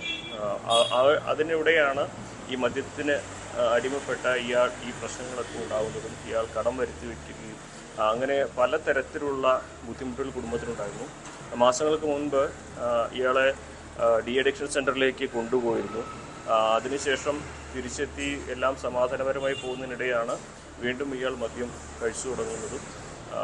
ഇയാൾക്കൊട്ടേറെ കടബാധ്യതകളുണ്ടായിരുന്നു എന്നാണ് പറയുന്നത് രാജുവിന്. പക്ഷേ ഈ കടബാധ്യതകൾ തീർക്കുവാൻ മറ്റാരും സഹായിക്കുന്നില്ല എന്ന് പറഞ്ഞ് അനിയനെ ഇയാൾ തുടർച്ചയായിട്ട് പ്രശ്നങ്ങളുണ്ടാക്കിയിരുന്നു, തർക്കങ്ങളുണ്ടായിരുന്നു. പക്ഷേ മദ്യത്തിന് അടിമയായി ഇയാൾക്ക് കൂടുതൽ പണം കൊടുത്തു കഴിഞ്ഞാൽ അതൊരു പക്ഷേ കടം വീട്ടാനല്ല ഉപകരിക്കുക എന്ന് കരുതിയിട്ടായിരിക്കും, അല്ലെങ്കിൽ ഇയാളുടെ പക്കൽ പണമില്ലാത്തതുകൊണ്ടാവും. അങ്ങനെ ചെറിയ തർക്കങ്ങൾ ഇവർ തമ്മിലുണ്ടായിരുന്നു. ഇന്നലെ മദ്യപിച്ചതിന് ശേഷം വീട്ടിലെത്തിയ ഈ രാജു അനിയനെ കത്തിയെടുത്ത് കുത്തുകയായിരുന്നു. നെഞ്ഞത്താണ് കുത്തുകൊണ്ടത്. ആശുപത്രിയിലേക്ക് എത്തുന്നതിന് മുമ്പ് തന്നെ ഇയാളുടെ ജീവൻ നഷ്ടമാവുകയും ചെയ്തു. എന്നാണെങ്കിലും ഒരു കുടുംബം, രണ്ട് കുടുംബം അത്തരത്തിൽ അനാഥമാകുന്ന ഒരു സാഹചര്യമാണ് ഇതിലൂടെ ഉണ്ടായിട്ടുള്ളത്. ഒരു മദ്യമെന്ന ഈ ഒരു സാമൂഹ്യ വിപത്ത് എത്രമാത്രം കുടുംബങ്ങളെ തകർക്കുന്നു എന്നതിൻ്റെ ഏറ്റവും അവസാനത്തെ ഉദാഹരണം കൂടിയാണ് ഇപ്പോൾ വഴിക്കടവിലുണ്ടായിരിക്കുന്ന ഈ ഒരു സംഭവം. എന്നാൽ രാജുവിനെ പോലീസ് അറസ്റ്റ് രേഖപ്പെടുത്തിയിട്ടുണ്ട്. ഇയാളെ റിമാൻഡ് ചെയ്തു എന്നാണ് അറിയുന്നത്. വർഗീസിൻ്റെ പോസ്റ്റ്മോർട്ടം നടപടികൾ ഇപ്പോൾ മഞ്ചേരി മെഡിക്കൽ കോളേജിൽ പുരോഗമിച്ചുകൊണ്ടിരിക്കുകയാണ്. ഇതിൽ ഒരു നാടൊന്നാകെ സത്യത്തിൽ വല്ലാത്തൊരു ഞെട്ടലിലാണ് ഈ സംഭവം ഉണ്ടായതിൻ്റെ തുടർന്ന് അവിടെ എല്ലാവരുടെയും മാനസിക നില, അല്ലെങ്കിൽ എല്ലാവരും ഇതിൻ്റെ ഒരു ആഘാതം ശരിക്കും പങ്കുവയ്ക്കുന്ന സാഹചര്യമായിരുന്നു ഉണ്ടായിരുന്നത്. അതായത് അനുമോദ് സൂചിപ്പിക്കുന്നതനുസരിച്ച് ഈ മദ്യലഹരിയുടെ ഒരു പ്രശ്നം, മദ്യത്തിന് അടിമയാകുമ്പോഴുള്ള ഒരു പ്രശ്നം എന്നത് തന്നെയാണ് ഈ കൊലയിലേക്ക് നയിച്ചത്. അതിനപ്പുറത്ത് കുടുംബപരമായോ ഒന്നും വലിയ പ്രശ്നങ്ങൾ ഉണ്ടായിരുന്നില്ല. രാജു ഒരു കുടുംബത്തെ നോക്കാതെ നടക്കുന്ന, മദ്യത്തിൽ തന്നെ ജീവിതം എന്ന് വേണമെങ്കിൽ പറയാവുന്ന തരത്തിലുള്ള ആളായിരുന്നു എന്നാണോ മനസ്സിലാക്കുന്നത്? തീർച്ചയായും ഈ രാജു അത്തരത്തിൽ ഒരു കുടുംബജീവൻ നയിച്ചിരുന്ന ഒരാൾ തന്നെയായിരുന്നു. മക്കളെ അദ്ദേഹം നോക്കിയിരുന്നില്ല എന്നൊക്കെയാണ് നമുക്ക് അന്വേഷിക്കുമ്പോൾ അറിയാൻ കഴിയുന്നത്. അങ്ങനെയാണോ അല്ല എന്നല്ല, നമുക്ക് പ്രാഥമികമായിട്ട് അന്വേഷിക്കുമ്പോൾ അറിയാൻ കഴിയുന്നത്. ഇയാളുടെ ഭാര്യയുടെ കൂടെയില്ല, ഇയാളുടെ മദ്യപാനം കാരണം കുടുംബം തന്നെ ഒപ്പമില്ലാത്തൊരവസ്ഥ. ഈ അനിയനാണ്, അയാൾക്ക് ഈ കട്ട പതിക്കുന്ന ബിസിനസ്സാണുള്ളത്. വീടുകളുടെ മുൻഭാഗത്തൊക്കെ കട്ട ഇടുന്ന ബിസിനസ്സാണുള്ളത്. അപ്പോൾ ഇതിൽ നിന്നുള്ള വരുമാനം കൊണ്ടാണ് ഇയാളുടെ 2 മക്കളെയും അതേപോലെ ജ്യേഷ്ഠൻ ഇയാളെ കൊന്ന ഈ രാജുവിൻ്റെ മക്കളെയും ഇദ്ദേഹമാണ് നോക്കിയിരുന്നത്. സ്വന്തം കുടുംബം നോക്കിയിരുന്ന അനിയനെയാണ് ഇയാൾ മദ്യലഹരിയിൽ കുത്തിക്കുന്നത് എന്നുള്ളതാണ് അതിൽ ഏറ്റവും ദുഃഖകരമായ ഒരു കാര്യം. ഇത് മദ്യപിച്ച് ലക്ക് കെട്ട് ഇന്നലെ രാത്രി വീട്ടിൽ കയറി ചെന്ന് ഇയാൾ കത്തിയെടുത്ത് കുത്തുകയായിരുന്നു എന്നാണ് പറയുന്നത്. സംഭവ സ്ഥലത്ത് വെച്ച് തന്നെ ഇദ്ദേഹം വർഗീസ് മരിച്ചിട്ടുണ്ടാകുമെന്നാണ് കരുതുന്നത്. ആശുപത്രിയിൽ എത്തുന്നതിന് മുമ്പ് തന്നെ ജീവൻ നഷ്ടമായിരുന്നു. ഒരു കുത്തേ കുത്തിയിട്ടുള്ള ഒരുപക്ഷെ അത് ഏറ്റവും പ്രധാനപ്പെട്ട ഹൃദയത്തിലായിരിക്കാം ആ കുത്തു കൊണ്ടത്. ഇതുതന്നെയാണെങ്കിലും മദ്യലഹരിയിലാണ് ഈ സംഭവം ഉണ്ടായിട്ടുള്ളത്. ഇയാൾ പണ്ട് മുതലേ മദ്യത്തിന് അടിമയായിരുന്നു.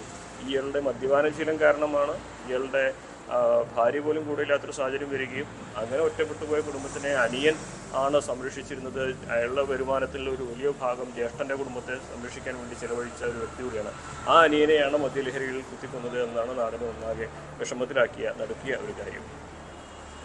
ഈ സൂചിപ്പിക്കുന്ന പോലെ അനുമോദ് പറയുന്നത് പോലെ എങ്കിൽ ഒരു കുടുംബത്തെ അടക്കം കൃത്യമായി നോക്കിയിരുന്ന സഹോദരനെയാണ് മദ്യലഹരിയിൽ വന്ന സഹോദരൻ തന്നെ കുത്തിക്കൊലപ്പെടുത്തുന്നത് എന്നുള്ളതാണ് അങ്ങേയറ്റം വേദനാജനകമാകുന്ന ഒന്ന്. വാർത്തയുടെ വിശദാംശങ്ങളാണ് CB അനുമോദ് നൽകിയത്.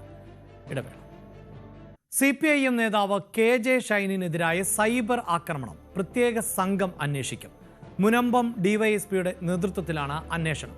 Kochi cyber dome, Kochi city, Ernakulam rural ഡിവിഷനുകളിലെ പോലീസ് ഉദ്യോഗസ്ഥർ എന്നിവരാണ് സംഘത്തിൽ ഉള്ളത്. KM ഷാജഹാന്റെയും CK ഗോപാലകൃഷ്ണന്റെയും അറസ്റ്റ് അടക്കമുള്ള നടപടികളിലേക്ക് പോലീസ് കടക്കാനാണ് സാധ്യത. പോലീസ് ഇടപെടലിൽ അടിയന്തരമായിട്ടുള്ള ഇടപെടലിൽ അഭിമാനമുണ്ട് എന്ന് KJ ഷൈൻ പ്രതികരിച്ചു. കിട്ടിയ എല്ലാ തെളിവുകളും അന്വേഷണ സംഘത്തിന് കൈമാറിയെന്നും ഷൈൻ പറഞ്ഞു. അഭിമാനം കൊള്ളുന്നു കേരളത്തിലെ സ്ത്രീകളെ ഓർത്ത്. കാരണം വലിയൊരു പ്രതിസന്ധിയാണല്ലോ കടന്നുപോയത്. അപ്പം അതിൽ ഗവൺമെന്റ് സംവിധാനം, കേരളത്തിലെ പോലീസ് സംവിധാനം, അതോടൊപ്പം തന്നെ കേരളത്തിലെ മാധ്യമങ്ങൾ പറയാതിരിക്കാൻ കഴിയില്ല, വലിയ തോതിൽ സപ്പോർട്ട് ചെയ്ത് കൂടെ നിന്ന് നമുക്ക് കിട്ടിക്കൊണ്ടിരിക്കുന്ന എല്ലാ തെളിവുകളും കൈമാറിക്കൊണ്ടിരിക്കുന്നുണ്ട്. പിന്നെ വ്യത്യസ്ത ജില്ലകളിൽ വന്നിട്ടുള്ള കാര്യങ്ങൾ അതാത് ജില്ലകൾക്കകത്ത് അവർ കൈകാര്യം ചെയ്യുന്നുണ്ട്, നിയമപരമായി കൈകാര്യം ചെയ്യുന്നുണ്ട്.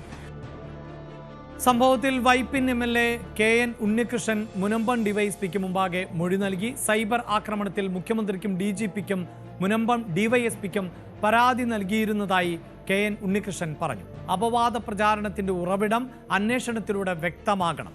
കോൺഗ്രസിന്റെ പ്രാദേശിക നേതാവിന്റെ ഫേസ്ബുക്കിലൂടെയാണ് ആദ്യം അറിഞ്ഞത്. സോഷ്യൽ മീഡിയയിലെ സൈബർ ആക്രമണത്തെ പ്രതിപക്ഷ നേതാവ് ഉൾപ്പെടെ തള്ളിപ്പറയുകയോ നിരുത്സാഹപ്പെടുത്തുകയോ ചെയ്തിട്ടില്ല. ഇത് സംശയം ഉണ്ടാക്കുന്നുവെന്നും MLA പറഞ്ഞു. എനിക്കെതിരെ നടന്ന സൈബർ ആക്രമണത്തെ തുടർന്ന് ഞാൻ മുഖ്യമന്ത്രിക്കും DGPക്കും വൈപ്പിൻ പ്രദേശം ഉൾപ്പെടുന്ന മുനമ്പം DYSPക്കും ആലുവ SPക്കും പരാതി നൽകിയിരുന്നു. അതിന്റെ അടിസ്ഥാനത്തിൽ എന്റെ മൊഴിയെടുക്കാൻ ഇന്നിവിടെ മുനമ്പം DYSP മുമ്പാകെ ഞാൻ എത്തിയിരിക്കുകയാണ്. തീർച്ചയായും എല്ലാ തെളിവുകളും ഇവിടെ നൽകുന്നതാണ്. അതിന്റെ അടിസ്ഥാനത്തിൽ ആവശ്യമായ നടപടികൾ നമ്മുടെ നിയമവ്യവസ്ഥയ്ക്കകത്ത് നിന്നുകൊണ്ട് ബന്ധപ്പെട്ട പോലീസ് ഡിപ്പാർട്ട്മെന്റ് സ്വീകരിക്കുമെന്നാണ് പ്രതീക്ഷ. അപവാദ പ്രചരണത്തിന്റെ ഉറവിടം എന്നുള്ളത് അന്വേഷണത്തിലൂടെ വ്യക്തമാകേണ്ടതാണ്. വാർത്തയുടെ വിശദാംശങ്ങളുമായി നവമി ദിനേശാണ് ചേരുന്നത്. നവമി, ഒരു ഭാഗത്ത് ഇത്തരം അപവാദ പ്രചരണങ്ങൾ തടയിടേണ്ടതുണ്ട്. ഒരു തരം ഒളിഞ്ഞുനോട്ടം എന്ന് തന്നെ പറയാം. മറ്റുള്ളവന്റെ സ്വകാര്യതയിലേക്കുള്ള കടന്നുകയറ്റം ആണ് എന്നതിൽ ഒരു തർക്കവുമില്ല. വ്യക്തിപരമായ ബന്ധങ്ങൾ അത് ഏത് നിലയിലാണെങ്കിൽ പോലും അത് മറ്റൊരാൾ അന്വേഷിക്കേണ്ടതില്ല എന്നുള്ളത് ഒരു ഭാഗത്ത്. മറുഭാഗത്ത് ഇതിന് രാഷ്ട്രീയമായ പ്രാധാന്യമുണ്ട്. ഈ അപവാദ പ്രചരണത്തിൽ ഇരകളാക്കപ്പെട്ടവർ, അതിലൊരു MLA ഉണ്ട്, അതോടൊപ്പം തന്നെ CPIMന്റെ സമുന്നതയായ ഒരു നേതാവുമുണ്ട്. അതുകൊണ്ട് ഈ അന്വേഷണം കൂടുതൽ ശക്തമാകുന്ന പശ്ചാത്തലമുണ്ടാകുന്നു. കൃത്യമായി ഇതിൽ പ്രതികളിലേക്ക്, ഇതാരാണോ ഇതിന് പിന്നിൽ എന്ന ആ വ്യക്തിയിലേക്ക് തന്നെ എത്തിപ്പെടണം എന്ന മട്ടിലാണോ ഇപ്പോൾ അന്വേഷണ സംഘം മുന്നോട്ട് പോകുന്നത്?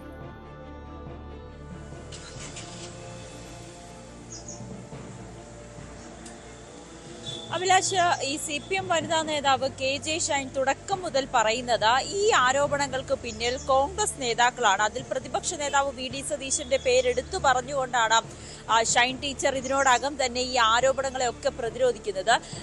VD സതീശൻ അറിയാതെ ഇത്തരത്തിലൊരു ആരോപണം ഉയരില്ല. ഇതിനു മുൻപ് തന്നെ ഈ രാഹുൽ മാങ്കൂട്ടത്തിന്റെ വിഷയവുമായി ബന്ധപ്പെട്ട് വലിയ കോളിളക്കം ഉണ്ടാകുന്ന സമയത്ത് പോലും അതിനുശേഷം VD സതീശൻ പറഞ്ഞത് ഒരു ബോംബ് വരാനുണ്ടെന്നാണ്. ആ ബോംബാണ് തനിക്കെതിരെ വന്നതെന്നാണ് ഈ ഷൈൻ ടീച്ചർ തുടക്കം മുതൽ തന്നെ ആരോപിക്കുകയും ചെയ്തിരിക്കുന്നത്. എന്നാലും ഈ ഷൈൻ ടീച്ചറിന്റെയും ഈ വൈപ്പിൻ MLA-യുടെയും പരാതിയുടെ അടിസ്ഥാനത്തിലാണ് ഇപ്പോൾ മുനമ്പ DYSPയുടെ നേതൃത്വത്തിലുള്ള സംഘം കേസെടുത്ത് അന്വേഷണം ആരംഭിച്ചിരിക്കുന്നത്. ഇതിൽ പറവൂരിലെ പ്രാദേശിക കോൺഗ്രസ് നേതാവ് CK ഗോപാലകൃഷ്ണൻ 1-ാം പ്രതിയും യൂട്യൂബ് ചാനലുടമ KM ഷാജഹാൻ 2-ാം പ്രതിയുമാക്കിയാണ് കേസെടുത്തിരിക്കുന്നത്. ഒപ്പം ഈ ഒരു പത്രത്തിൽ മെട്രോ വാർത്തയിലും ഈ ഒരു ആരോപണം അച്ചടിച്ചു വന്നിരുന്നു. ഈ പത്രത്തിനെതിരെയും കേസെടുത്തിട്ടുണ്ട്. ആ രീതിയിലാണ് പോലീസിന്റെ അന്വേഷണം. അതോടൊപ്പം തന്നെ ഇതുമായി ബന്ധപ്പെട്ട് മെറ്റയോടും ചില കാര്യങ്ങൾ വിവരങ്ങൾ നൽകുന്നതിന് വേണ്ടിയുള്ള അപേക്ഷ പോലീസ് മുന്നോട്ട് വയ്ക്കുകയും ചെയ്തിട്ടുണ്ട്. ചില വിവരങ്ങൾ നൽകണമെന്ന് ആവശ്യപ്പെടുകയും ചെയ്തിട്ടുണ്ട്. KJ ഷൈന്റെയും ഉണ്ണികൃഷ്ണന്റെയും സോഷ്യൽ മീഡിയകളിൽ സൈബർ ആക്രമണം നടത്തുന്ന അല്ലെങ്കിൽ ഈ വിഷയവുമായി ബന്ധപ്പെട്ട് അവർക്കെതിരെ വ്യാജ പ്രചാരണം നടത്തിയവരുടെ വിവരങ്ങൾ കൂടി ആവശ്യപ്പെട്ടുകൊണ്ടാണ് മെറ്റയ്ക്കും കത്തയച്ചിരിക്കുന്നത്. ആ രീതിയിലാണ് പോലീസിന്റെ അന്വേഷണം വേഗത്തിൽ മുന്നോട്ട് പൊക്കോണ്ടിരിക്കുന്നത്. ഇതാദ്യമായിട്ടായിരിക്കും ഇത്രയും വേഗം ഒരു പരാതിയിൽ പോലീസിന്റെ അന്വേഷണം ഇത്രയും വേഗത്തിൽ നടക്കുന്നതെന്ന് നമുക്ക് പറയേണ്ടി വരും. കാരണം സൈബർ ആക്രമണം ഇത് ആദ്യത്തെ പരാതിയല്ല. ഇതിനു മുൻപും പല നേതാക്കൾക്കെതിരെയും പല നേതാക്കളുടെ മക്കൾക്കെതിരെയും ഒക്കെ വലിയ രീതിയിൽ സൈബർ ആക്രമണം ഉണ്ടായിട്ടുണ്ട്. പക്ഷെ ഇത്രയും തിടുക്കപ്പെട്ട് പോലീസ് കേസെടുക്കുന്നതും അന്വേഷണം മുന്നോട്ട് കൊണ്ടുപോകുന്നതും ആദ്യമായിട്ടാണ്. എന്നാലും ഷൈൻ ടീച്ചറിനെ സംബന്ധിച്ച് അത് വലിയ അഭിമാനമുള്ള കാര്യമാണെന്നാണ് രാവിലെ മാധ്യമങ്ങളോട് പറഞ്ഞത്. സ്ത്രീകൾക്കെന്നല്ല ആർക്കും എതിരായിട്ടുള്ള സൈബർ ആക്രമണത്തെ അംഗീകരിക്കാൻ കഴിയില്ല. അത് ഏറ്റവും നമ്മുടെ സംസ്കാരത്തിന് നിരക്കാത്തൊരു രീതി തന്നെയാണ് ഇത്തരത്തിലുള്ള സൈബർ ആക്രമണം. എത്രയും വേഗം പ്രതികളെ അറസ്റ്റ് ചെയ്യുമെന്ന പ്രതീക്ഷയിൽ തന്നെയാണ് KJ ഷൈൻ. ഒപ്പം ഈ പ്രതികളെ ഉടൻ അറസ്റ്റ് ചെയ്യുമെന്നാണ് അറിയാൻ സാധിക്കുന്നത്. ഗോപാലകൃഷ്ണന്റെ വീട്ടിൽ ഇല്ല എന്ന് പോലീസ് അന്വേഷണം നടത്തിയാൽ അദ്ദേഹം വീട്ടിലില്ല എന്നാണ് മനസ്സിലാകുന്നത്. പക്ഷെ ഫോൺ ബെല്ലടിക്കുന്നുണ്ട്, ഫോൺ എടുക്കുന്നതുമില്ല. ഷാജഹാനും ഒക്കെ ഉടനെ ചോദ്യം ചെയ്യാൻ വിളിപ്പിച്ചതിന് ശേഷം അറസ്റ്റ് രേഖപ്പെടുത്തുമെന്നാണ് നമുക്ക് അറിയാനും സാധിക്കുന്നത്.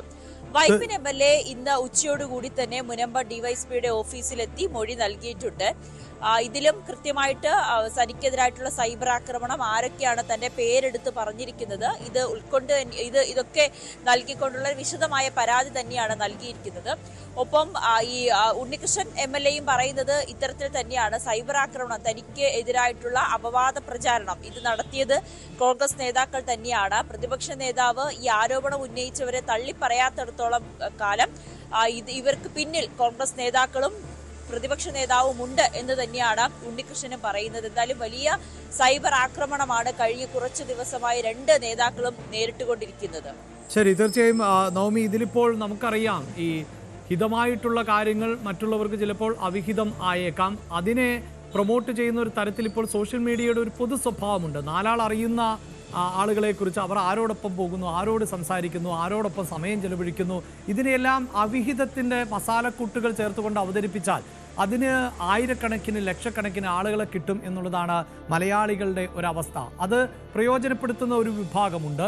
പക്ഷേ ഈ വിഷയത്തെ അങ്ങനെ മാത്രമല്ലല്ലോ നമുക്ക് നോക്കിക്കാണേണ്ടത്. ഇതിലിപ്പോൾ രാഷ്ട്രീയമായ ആരോപണങ്ങൾ അതിശക്തമാണ്. പ്രത്യേകിച്ച് പ്രതിപക്ഷ നേതാവിലേക്ക് തന്നെ ആരോപണം എത്തുന്ന സാഹചര്യം ഉണ്ടാകുന്നു. ഇതിൻ്റെ ഗൂഢാലോചനകൾ നടക്കുന്നത് അല്ലെങ്കിൽ ഇതിൻ്റെ ആസൂത്രിതമായ കേന്ദ്രം എന്നത് പറവൂർ ആണ് എന്നൊക്കെ പറയുമ്പോൾ അവിടെ പ്രതിപക്ഷ നേതാവ് ഇന്നലെ പ്രതിപക്ഷ നേതാവിനെതിരായ ആരോപണങ്ങൾ CPM-ന്റെ നേതാക്കളുടെ ഭാഗത്ത് നിന്നുണ്ടായി. ഇപ്പോഴും പ്രതിപക്ഷ നേതാവ് ഉൾപ്പെടെ VD സതീശൻ ഉൾപ്പെടെയുള്ളവർ ഇതിനെ തള്ളിപ്പറയുന്നില്ല എന്ന വിമർശനം MLA ഉന്നയിക്കുന്നു. ഇതിന് മറുപടിയുമായി പ്രതിപക്ഷ നേതാവ് തന്നെ എത്തുന്നു. തൻ്റെ മെക്കെട്ട് കയറുകയാണ് എല്ലാവരും, തൻ്റെ വീട്ടിലേക്കാണ് കോഴിയെയും കൊണ്ട് പ്രതിഷേധം നടത്തുന്നത്, കുതിരയെയും കൊണ്ട് പ്രതിഷേധം നടത്തുന്നത് എന്നൊക്കെയുള്ള തരത്തിൽ പ്രതിപക്ഷ നേതാവും പറയുന്നുണ്ട്. എന്തായാലും ഒരു കാര്യം സ്വാഗതം ചെയ്യപ്പെടാമല്ലോ, അതായത് സൈബർ ഡോം ഉൾപ്പെടെ ഈ അന്വേഷണത്തിൻ്റെ ഭാഗമായാൽ ആരാണ് ഈ കഥ, അവിഹിത കഥ, ഈ മസാലകൾ ചേർത്ത് പൊടുപ്പും തൊങ്ങലും വെച്ച് തയ്യാറാക്കിയത്, അതിലേക്കെത്തിയാൽ ഇതിന് രാഷ്ട്രീയമുണ്ടോ, ഇതിന് പിന്നിൽ മറ്റ് കരങ്ങളുണ്ടോ എന്നതൊക്കെ അറിയാൻ പറ്റുന്ന ഒരു സാഹചര്യവും ഉണ്ടാകുമല്ലോ നവമി.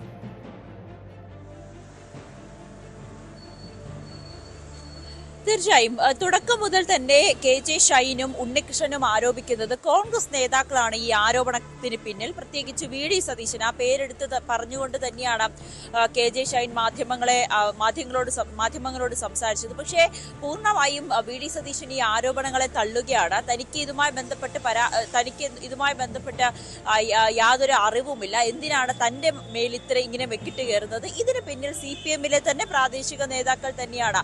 അത് കോൺഗ്രസിന്റെ തലയിലേക്ക് വെക്കേണ്ട ആവശ്യമില്ല. കോൺഗ്രസിനെതിരെ ഗുരുതരമായിട്ടുള്ള ആരോപണം, അതായത് രാഹുൽ മാങ്കൂട്ടത്തിനെതിരായിട്ടുള്ള ഗുരുതരമായ ആരോപണം ഉയർന്നു. മാതൃകാപരമായിട്ടുള്ള നടപടിയാണ് കോൺഗ്രസ് സ്വീകരിക്കുകയും ചെയ്തത്. അത് പൊതുസമൂഹം കണ്ടതുമാണ്. ഇത്തരത്തിൽ CPM-ൽ ഉണ്ടാകുന്ന പ്രശ്നങ്ങളെല്ലാം തന്നെ കോൺഗ്രസിന്റെ തലയിലിട്ട് രക്ഷപ്പെടുകയോ അല്ലെങ്കിൽ കോൺഗ്രസ് നേതാക്കളുടെ പേരിലേക്ക് വലിച്ചിഴക്കേണ്ട ആവശ്യമില്ല എന്നാണ് പ്രതിപക്ഷ നേതാവ് VD സതീശൻ പറയുന്നത്. എറണാകുളം DCC പ്രസിഡന്റ് മുഹമ്മദ് ഷിയാസും ഇതേ രീതിയിൽ തന്നെയാണ് പ്രതികരിച്ചിരിക്കുന്നത്. ഇതുമായി ബന്ധപ്പെട്ട പാർട്ടിക്ക് യാതൊരുവിധ അറിവുമില്ല. ഇവർ പറയുന്നത്, ഈ KJ ഷൈനും ഉണ്ണികൃഷ്ണനും അല്ലെങ്കിൽ CPM നേതാക്കൾ പറയുന്നത്, ആദ്യം ഈ ഒരു വിഷയവുമായി ബന്ധപ്പെട്ട് ഫേസ്ബുക്കിൽ പോസ്റ്റ് വന്നത് കോൺഗ്രസ് നേതാവായിട്ടുള്ള ഗോപാലകൃഷ്ണന്റെ അക്കൗണ്ടിലാണ്. പിന്നീട് അത് പിൻവലിക്കുകയും ചെയ്തു. അത് ഒരു മാസം മുൻപാണ് ഈ അക്കൗണ്ടിൽ ഈ പോസ്റ്റ് വരുന്നത്. അതായത് KJ ഷൈനും ഈ വൈപ്പിൻ MLA-യും തമ്മിലുള്ള ബന്ധത്തെക്കുറിച്ചുള്ള വളരെ മോശമായിട്ടുള്ള രീതിയിലായിരുന്നു ആദ്യത്തെ പോസ്റ്റ്. പിന്നീട് അത് പിൻവലിക്കുകയും ചെയ്തു. അതിനുശേഷമാണ് ഒരു യൂട്യൂബ് ചാനലിലും പിന്നീട് പത്രത്തിലുമൊക്കെ ഈ വാർത്ത തുടർന്ന് വരികയും അത് സമൂഹ മാധ്യമങ്ങളടക്കം വലിയ സൈബർ ആക്രമണം ഇവർക്ക് രണ്ടുപേർക്കും നേരെ ഉണ്ടാകുന്ന രീതിയിലേക്ക് വഴിമാറുകയും ചെയ്തത്. അതാണ് ഈ CPM നേതാക്കൾ പറയുന്നത്. ഇതിന്റെ തുടങ്ങി വെച്ചത് കോൺഗ്രസ് നേതാവായിട്ടുള്ള ഗോപാലകൃഷ്ണനാണ്. ഒരു പൊതുപരിപാടിയിൽ താൻ ചെന്നപ്പോൾ അവിടെ വെച്ച് തന്നെ ഒരു നേതാവ് തന്നോട് പറയുകയും ചെയ്തു, കാത്തിരുന്നോളൂ, ഒരു ബോംബ് വരാനുണ്ടെന്ന്. പക്ഷെ അന്ന് തനിക്ക് മനസ്സിലായില്ല എന്ന് KJ ഷൈൻ പറയുന്നു. അപ്പോൾ VD സതീശൻ കരുതി വെച്ച ബോംബാണ് തനിക്കെതിരെ ഇപ്പോൾ വന്നിരിക്കുന്നത്, ഈ അപവാദ പ്രചാരണം എന്നാണ് ഷൈൻ ടീച്ചർ ആവർത്തിച്ച് പറയുകയും ചെയ്തത്. കോൺഗ്രസ് ഇതിനെ പൂർണ്ണമായും തള്ളുകയും ചെയ്തിട്ടുണ്ട്. പറവൂരില് ഇത്തരത്തിലുള്ള ഈ ആരോപണങ്ങൾക്കൊക്കെ പിന്നിൽ CPM തന്നെയാണ്, CPM-ന്റെ പ്രാദേശിക നേതാക്കൾ തന്നെയാണ് ഇത്തരത്തിലുള്ള ആരോപണങ്ങൾ ഉന്നയിക്കുന്നതെന്ന് തന്നെയാണ് കോൺഗ്രസ് നിലപാട് സ്വീകരിച്ചിരിക്കുന്നത്. എന്നാലും ഇതിന്റെ കേസുമായി മുന്നോട്ട് പോകുമ്പോൾ പോലീസിന് കൃത്യമായി കണ്ടുപിടിക്കാൻ കഴിയും ആരാണ് ആദ്യം, എന്താണ് ഈ ഗോപാലകൃഷ്ണൻ ഇട്ട പോസ്റ്റ്, എന്താണ് അത് പിന്നീട് പിൻവലിക്കുന്ന സാഹചര്യമുണ്ടായി. ഇതിന് പിന്നിൽ ആരെങ്കിലും ഉണ്ടോ, ഈ അറസ്റ്റ് രേഖപ്പെടുത്തി അല്ലെങ്കിൽ അറസ്റ്റ് ചെയ്ത് ഇവരെ വിശദമായി ചോദ്യം ചെയ്തതിനു ശേഷം മാത്രമായിരിക്കും ഇതിന് പിന്നിൽ മറ്റ് നേതാക്കളുണ്ടോ അല്ലെങ്കിൽ ഇവർ ആരോപിക്കുന്നത് പോലെ തന്നെ VD സതീശൻ ഇതിൽ പങ്കുണ്ടോ എന്നതിലൊക്കെ ഒരു വ്യക്തത കൈവരികയുള്ളൂ. എന്തായാലും മുനമ്പൻ DYSPയുടെ നേതൃത്വത്തിലുള്ള സംഘമാണ് ഈ കേസ് അന്വേഷിച്ചുകൊണ്ടിരിക്കുന്നത്. ഒപ്പം പ്രതിപക്ഷ നേതാവ് VD സതീശൻ ഒരു കാര്യം കൂടി രാവിലെ ആവർത്തിച്ചിരുന്നു. MV ഗോവിന്ദനാണ് ആദ്യമായി സ്ത്രീകൾക്കെതിരായിട്ടുള്ള മോശം പരാമർശം നടത്തിയത്. അതുകൊണ്ട് CPM പാർട്ടി സ്ത്രീകളോട് എങ്ങനെ പെരുമാറണം അല്ലെങ്കിൽ സ്ത്രീകളോട് മോശം പരാമർശം നടത്തരുതെന്ന് തന്നെ പഠിപ്പിക്കേണ്ടതില്ല. അത് സ്വന്തം പാർട്ടിയിലെ അംഗങ്ങളെയും സ്വന്തം നേതാക്കൾ തന്നെ അത് സ്വയം ബോധ്യപ്പെട്ടാൽ മതി എന്ന കാര്യം കൂടി പ്രതിപക്ഷ നേതാവ് VD സതീശൻ ഇന്ന് വിമർശിക്കുകയും ചെയ്തിട്ടുണ്ട്. എന്തായാലും ഇതിന്റെ അന്വേഷണം പുരോഗമിച്ചുകൊണ്ടിരിക്കുകയാണ്. ഉടനെ തന്നെ ഇരുവരെയും അറസ്റ്റ് ചെയ്യുമെന്നാണ് പോലീസിൽ നിന്നും ലഭിക്കുന്ന വിവരം. തീർച്ചയായും കേരളത്തിൽ ഇത്തരത്തിൽ സൈബർ വേട്ടയാടലുകൾക്ക് ഇരയാക്കപ്പെടുന്നത് നിരവധിയായ സ്ത്രീകളാണ്. പക്ഷേ അപ്പോഴൊന്നുമില്ലാത്തൊരു വേഗത KJ ഷൈൻ്റെ പരാതിയിൽ കേരള പോലീസ് സ്വീകരിക്കുന്നു എന്നത് സ്വാഗതാർഹമാണ്. ആരാണ് ഇത്തരത്തിൽ അവിഹിത കഥകൾ കെട്ടിച്ചമയ്ക്കുന്നത്? ഇനിയിപ്പോൾ അത്തരം സംഭവങ്ങൾ ഉണ്ട് എങ്കിൽ തന്നെ ഈ മോറൽ പോലീസ് സംവിധാനം ആരാണ് നിങ്ങളെ ഏൽപ്പിച്ചത് എന്ന് അറിയേണ്ടതുണ്ട്. അവരെ നിയമത്തിന് മുന്നിൽ കൊണ്ടുവരേണ്ടതുണ്ട്. അങ്ങനെ അവർ ശിക്ഷിക്കപ്പെടുകയാണ് എങ്കിൽ മാത്രമേ ഇത്തരം ആളുകൾക്ക്, കൃത്യമായി പറഞ്ഞാൽ ചില ഞരമ്പ് രോഗികൾക്ക് കൃത്യമായ മറുപടിയായി അത് മാറുകയുള്ളൂ. അതിന് നമ്മുടെ പോലീസ് സംവിധാനത്തിന് സാധിക്കട്ടെ. ഇതെവിടെ നിന്നാണ് ഉരുത്തിരിഞ്ഞത്, ഇതാരാണ് രൂപപ്പെടുത്തിയത്, അവരെ നിയമത്തിന് മുന്നിൽ കൊണ്ടുവരിക തന്നെ വേണം. തിരുവനന്തപുരം നെയ്യാറ്റിങ്കര കുന്നത്തുകാലിൽ തെങ്ങ് കടപുഴകി വീണ് 2 സ്ത്രീകൾ മരിച്ചു. കുന്നത്തുകാൽ സ്വദേശികളായ വസന്ത, ചന്ദ്രിക എന്നിവരാണ് മരിച്ചത്. 5 പേർക്ക് പരിക്കേറ്റു. തൊഴിലുറപ്പ് ജോലിക്കിടെയാണ് അപകടമുണ്ടായത്.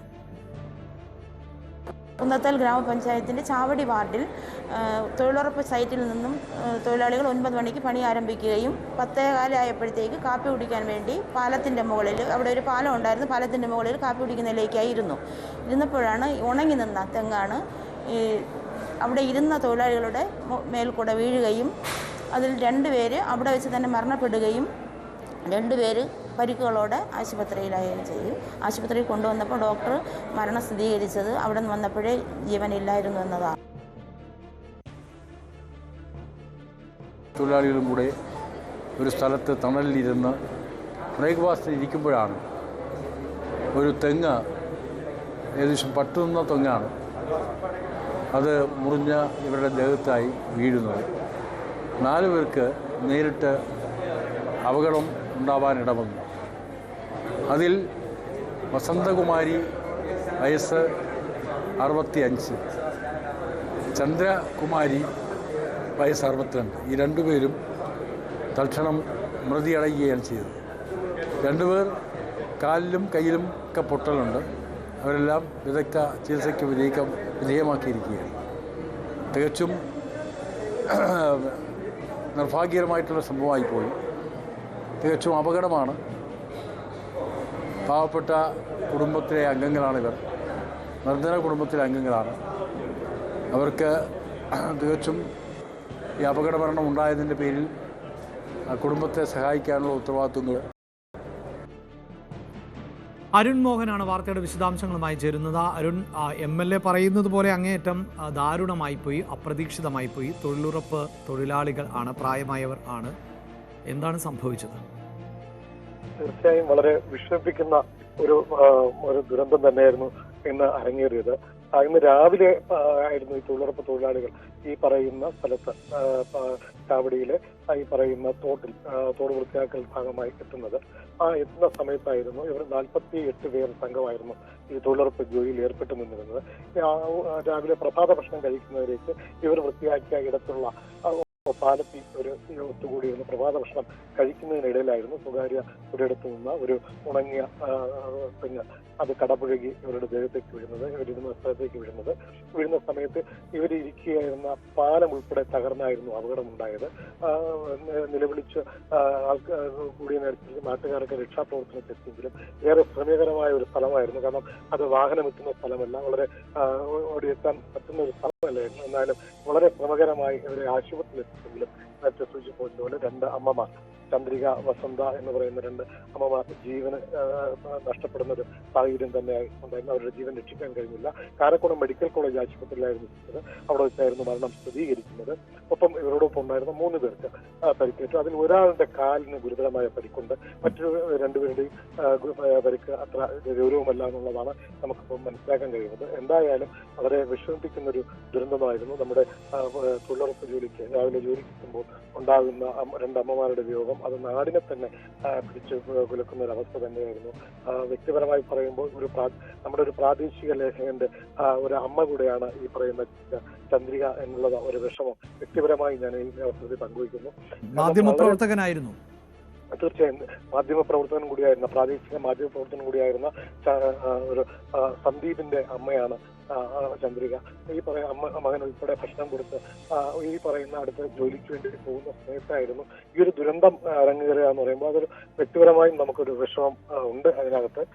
എന്തായാലും അത് വളരെ ഒരു ദാരുണമായ ഒരു സംഭവമായിരുന്നു. ഇപ്പം മൃതദേഹം പോസ്റ്റ്മോർട്ടം നടപടികൾക്ക് വേണ്ടി കൊണ്ടുപോയിട്ടുണ്ട്. വൈകിട്ടോടുകൂടി ഈ പറയുന്ന കുന്നത്തയാൽ ഗ്രാമപഞ്ചായത്തിൽ പൊതുദർശനത്തിന് വെച്ചതിന് ശേഷം മറ്റു നടപടിയിലേക്ക് പോകും, സംസ്കാര ചടങ്ങുകളിലേക്ക് പോകുമെന്നാണ് നമുക്ക് പറയാൻ കഴിയുന്നത്. അഭിലാഷ്, ഒരിക്കലും പ്രതീക്ഷിക്കാത്ത ഒരു സംഭവം തന്നെ. തൊഴിലുറപ്പിന് പോയ സമയമാണ്, വിശ്രമിക്കുന്ന സമയത്താണ് കടപുഴകി ഈ തെങ്ങ്, കടപുഴകി എന്ന് പൂർണ്ണമായും പറയാൻ സാധിക്കില്ല, ഉണങ്ങി നിന്ന തെങ്ങ് മുറിഞ്ഞ് ഒടിഞ്ഞു വീണു എന്ന് തന്നെ പറയേണ്ടിയിരിക്കുന്നു. അങ്ങനെ ആണ് അപകടം ഉണ്ടായത്. അപകടത്തിൽ 5 പേർക്ക് പരിക്കുണ്ട്. അതിലൊരാളുടെ നില അല്പം ഗുരുതരമാണ്, താനും ഗുരുതരമായ പരിക്കുണ്ട് എന്നുള്ളതാണ്. നേരത്തെ അരുൺമോഹൻ സൂചിപ്പിച്ചതുപോലെ പ്രദേശത്തെ പ്രാദേശിക ലേഖകൻ സന്ദീപിൻ്റെ അമ്മ കൂടിയാണ് മരണപ്പെട്ടവരിൽ ഒരാൾ. ധർമ്മസ്ഥല ബംഗളെഗുഡയിൽ SITയുടെ പരിശോധന അന്തിമഘട്ടത്തിലേക്ക്. 10 തലയോട്ടികളും 100-ലേറെ അസ്ഥികളും പ്രദേശത്ത് നിന്ന് ഇതുവരെ കണ്ടെത്തിയിട്ടുണ്ട്. ഇതിനിടയിൽ വനമേഖലയിലെ പരിശോധനയിൽ അസ്ഥിയുടെ ഭാഗങ്ങൾ സമീപത്ത് നിന്ന് കണ്ടെത്തിയ തിരിച്ചറിയൽ കാർഡ് കുടകിൽ നിന്ന് 7 വർഷങ്ങൾക്ക് മുമ്പ് കാണാതായ അയ്യപ്പയുടേതാണ് എന്ന സൂചനയും ഇപ്പോൾ പുറത്തു വന്നിട്ടുണ്ട്. കുടകിലെ കുട്ട പോലീസ് സ്റ്റേഷനിൽ കുടുംബം പരാതി നൽകിയിരുന്നുവെങ്കിലും ഇയാളെ കണ്ടെത്താൻ സാധിച്ചിരുന്നില്ല. മൈസൂരുവിലേക്കുള്ള ആശുപത്രി യാത്രയ്ക്ക് ഇടെയാണ് ഇയാളെ കാണാതായത്. KV ബൈജു ഉണ്ട് വാർത്തയുടെ വിശദാംശങ്ങളുമായി. ബൈജു, ഈ വാർത്ത നമ്മൾ പ്രേക്ഷകരിലേക്ക് എത്തിക്കുമ്പോൾ തുടക്കം മുതൽ സൂചിപ്പിക്കുന്ന ഒന്നാണ്. ഇതിലാരൊക്കെയാണ് മരണപ്പെട്ടത്, അവർ എങ്ങനെയാണ് മരണപ്പെട്ടത്, അതിൻ്റെ ദുരൂഹതയൊക്കെ പുറത്തു വരണമെങ്കിൽ അത്രമേൽ വലിയ പരിശ്രമം നടക്കേണ്ടതുണ്ട്. ഈ കിട്ടിയ മൃതദേഹാവശിഷ്ടങ്ങളിൽ തന്നെ DNA പരിശോധന ആവശ്യമാണ്. അങ്ങനെയൊക്കെ വലിയ സങ്കീർണമാകുന്ന നടപടികളാണ് ഇനിയും ഉള്ളത്. അപ്പോഴും ഇത്രയധികം തലയോട്ടികളും മൃതദേഹാവശിഷ്ടങ്ങളും ഒക്കെ ലഭിക്കുന്നു എന്നത് വളരെ പ്രധാനപ്പെട്ടതല്ലേ?